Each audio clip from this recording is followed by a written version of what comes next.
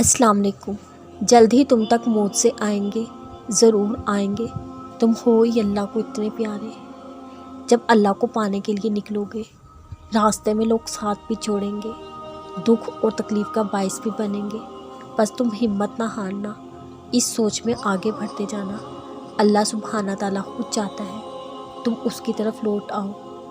جس دن سب کچھ اللہ کے حوالے کر دیا، اس دن سے دیکھنا زندگی کتنی پرسکون ہو جائے گی۔ صرف اپنی چاہت کا مل جانا معجزہ نہیں، بلکہ اللہ کی رضا میں راضی ہو جانا بھی ایک معجزہ ہے۔ دل میں اللہ کی محبت اتنی گہری کر لو کہ شیطان کے بہکاوے دلوں پر اثر نہ کرے۔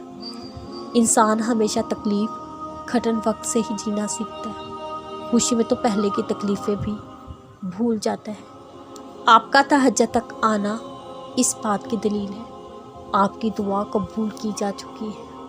تہجد کے وقت آپ کی چھوٹی سے چھوٹی پکار بھی سیدھا عرش تک جاتی ہے۔ جب آپ اپنے رب سے مخاطب ہوتے ہو، آپ کا رب کہتا ہے مانگو جو مانگنا ہے میں سنوں گا۔ کون سی فریاد لائے ہو مجھ سے مانگو میں پوری کروں گا۔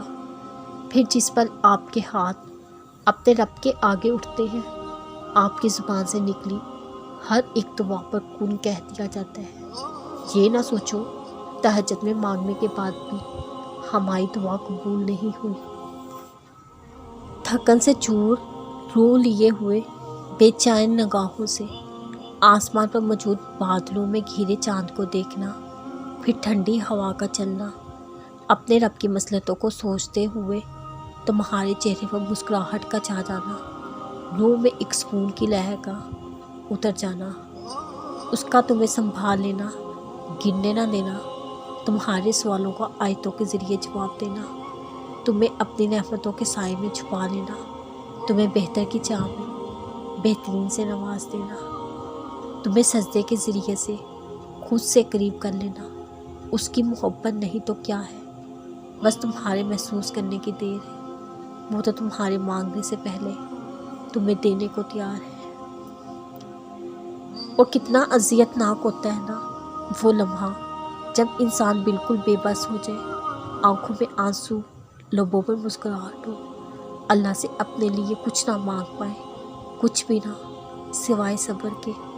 میں سوچتی ہوں کتنا رحیم ہے وہ، ہمارا سب ٹوٹنے سے پہلے صبر کی آیات ہمارے سامنے رکھ دیتا ہے، مگر ہم انسان ہیں، ہم کمزور ہیں، تھک جاتے ہیں۔